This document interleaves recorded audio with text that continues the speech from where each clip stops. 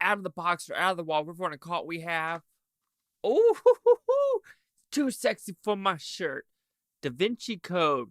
So this is the extended edition I decided to watch. Yes, I have it on 4K, but for some reason the 4K one, they only had the theatrical version on, the special disc. So I have to go to my Blu-ray and watch this 3-hour version. Is it worth your time? Let's do it.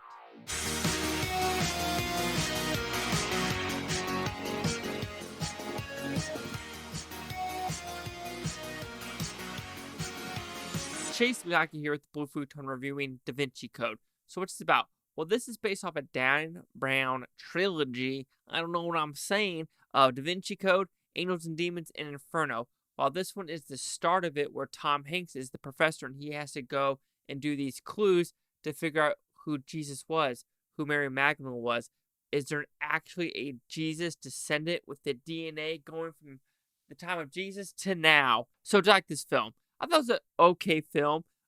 Everyone's saying that the 3-hour one drags on. I didn't think it did. The best thing I can say about this movie is it's national treasure for adults.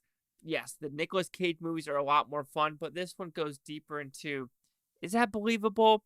Is this Dan Brown person actually, pretentious? And there's some scenes where you're like, yeah, I feel like this Dan Brown character, he's just, tooting his own horn. But then there are some scenes where like, oh, I never really thought about that way. Never thought about this way.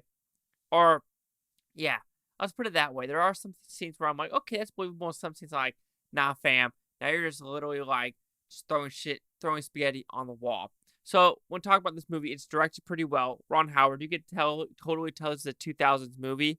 According to DVD, it came out in 2009. I could be completely wrong, but it does have that 2009 flair to it. Of course, you have Ron Howard and Tom Hanks. They do a lot of movies together, ranging back from Apollo 13 and then these movies. I'm pretty sure they did another one together. No, that was Robert Zemeckis. Tom Hanks has done a lot of movies with a lot of directors, and Ron Howard is one he goes to a lot of times. Congratulations. I think the writing is stronger than it needed to be. I know that sounds kind of weird, but when looking at the extended cut of this movie, it is hard to tell what would have been taken out for it to be an R-rated or it's a longer PG-13 movie. Unlike Inferno and Angels and Demons, you could totally tell the Angels and Demons what was taken out to take out the R rating.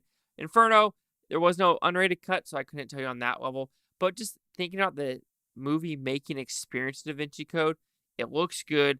I love the architecture of them going to Europe and seeing all these just fantastic churches, fantastic museums. It's just really fun to watch. It's almost like a cheap trip to Europe. Yes, I've been there a couple of times and it is fascinating. You have to see in person. But if you just want to be like, oh, that's a cool part of the world, Da Vinci Code isn't that bad. When we're talking about the negatives, though, it can drag. And it does drag. And some of the story is pretentious. It does feel that way. I understand how the Catholic Church could be like, not a fan of this movie because it does talk about how Jesus and Mary were actually in a relationship instead of it being Mary being the mother of Jesus, which that does seem kind of messed up if you're trying to say she gave birth to him, but at the same time now he's dating the mom. So I don't know if that's what they're trying to go from this movie, but that's kind of fucked up. And there are some scenes in this movie where they're like, oh, the V and the stuff. So it's almost like they're kind of making shit up. And of course, this movie is making shit up through and throughout. But some of it's just like, okay, let's calm down a little bit. I bleed more of National Treasure than I did some stuff in Da Vinci Code. I think just because it's how it's written. Like I said, I've never read a Dan Brown book, so I couldn't tell you what is taken from the book and what is not. I know this movie did bukus in the box office compared to the other two movies. The other ones were downhill spirals compared to this one. And like I said, it's National Treasure for adults. I have nothing else to say about this movie. Overall, Da Vinci Code, it's a fine little film. Nothing more, nothing less. Tom Hanks is great. Ron Howard does a good job behind the camera.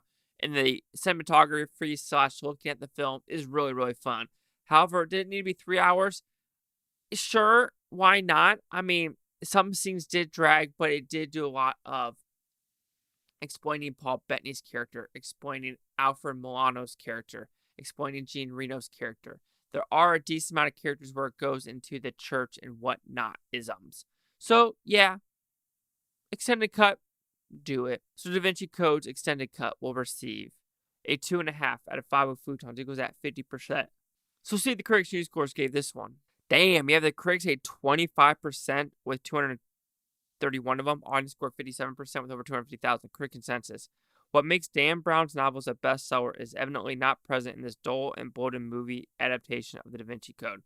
Yeah, and I read a lot of reviews saying it was just overlong, it dragged, they were bored with this movie. I mean, sure, if you're not interested in this source material and what they're trying to do with this movie, but maybe I'm just a sucker for this type of, oh, what's in that city? What is that pointing to? The whole Uncharted, the National Treasures, this movies, I'm just a sucker for it. So, 25, 57, 50. Chase out with the Blue Futon. Like, comment, subscribe. Let me know if these Futon Toby, Futon, say, watch a great down here. Watch this tape tomorrow, week from now, month from now, year from now. I love every single freaking one of you. And of course, you know the next movie. Let's just continue on with Angels and Demons. These reviews kind of suck, don't they?